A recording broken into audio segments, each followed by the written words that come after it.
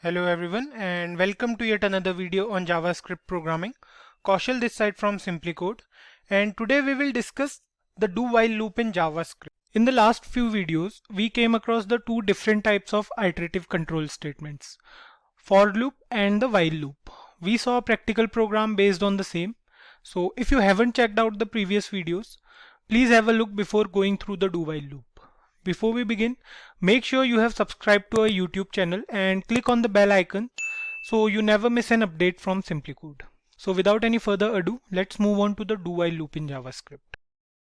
In the previous videos, we have already discussed that both for loop and the while loop are entry control loop.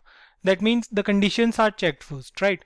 But the do while loop is a bit different, or we can say it is an exit control loop, wherein the condition is checked after the execution of the loop's body. Thus, an exit control loop executes at least once. Even if the test condition fails, or we can say the condition is wrong, the loop will execute once. Using the do while loop is relatively easy. It seems like we are giving the system a command to do something while the condition is something. So let's start with the syntax now. The syntax goes like this. We write the keyword do and we have a pair of curly braces for the body of the loop. And after that we have the while keyword, and here we will write the condition. Make sure you are using the semicolon after the while loop. It's necessary while using do while loop. Keep this thing in mind. So we have two parts in the do while loop, the do part and the while part, or we can say the condition part. While part is the part where we write the condition. So let's define a variable first. Let's say we are using a variable. We are using a variable x and the value of x will be 5. So here we have taken 5 as a random value. You can take 1 as well. Now inside the condition part of the do while loop, this is the condition part where we are using the while keyword. So we'll give a condition. Let's say we are using while x greater than 5. It will check for the condition that if the value of x is greater than 5, or if the value of x is smaller than or equal to 5, it will come out of the loop. In the do part, we will write what we want to do. Let's say we want to print a single sentence here. We write document.write and whatever sentence we want to write. Let's say we are using welcome to SimpliCode. So here you might be thinking that the condition is false, but the condition will be checked after the first iteration in the do while loop. So no matter what the condition is, the first iteration will happen always. So if we try to save this program and let's try to run this. Here you can see the output is welcome to SimpliCode. A single line is printed.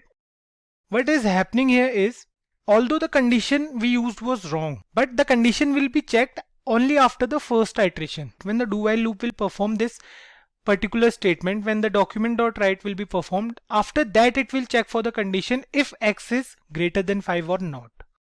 If we use here 6 instead of 5, let's try to write here 6 instead of 5, and if we run this program now, it will go into an infinite loop because we are not performing the increment decrement operator here, right? As we have discussed in the previous videos, the importance of increment decrement part. So we need to do it here after the document.write part. So what we'll do here, we'll write x minus minus. Today we are using x minus minus, and for the other two loops we use the plus increment operator, right? So the x minus minus is the same as x equals to x minus 1. Let's check the output now. Save it. Here you can see the output is still welcome to SimpliCode. The execution flow of this program will be like, it will first perform the iteration before checking the condition, and it will print here welcome to SimpliCode for the first time. When the loop will start executing, it will first perform this statement and it will write here welcome to SimpliCode. So then it will perform x minus minus, means the value of x is now 5 because we are decrementing the value by 1. So when the value of x is 5, then it will check for the condition if x is greater than 5 or not. So here we can see clearly x is not greater than 5 because x equals to 5 and it is equals to 5, right? So it will come out of the loop. Let's make few changes in the code here. Suppose we use here 10 instead of 6 now. And let's print the value of x as well. It will be easy for you to understand. So we'll print here x and we'll use a space so that it will be clear for you. we'll use here the BR tag, and now let's try to run this program. Here you can see the output goes from 10 to 6 and it prints welcome to SimplyCode every time. Right? If you guys are wondering where we use the do while loop, sometimes it may happen that even though the condition is false, but we have to execute that command. We use the do while loop when we want the code to output some sort of menu to the user, or to generate the menu at least once. We'll get to know about the do while loop in future videos when we create a program specifically for the do while loop. This video is just a syntax demonstration.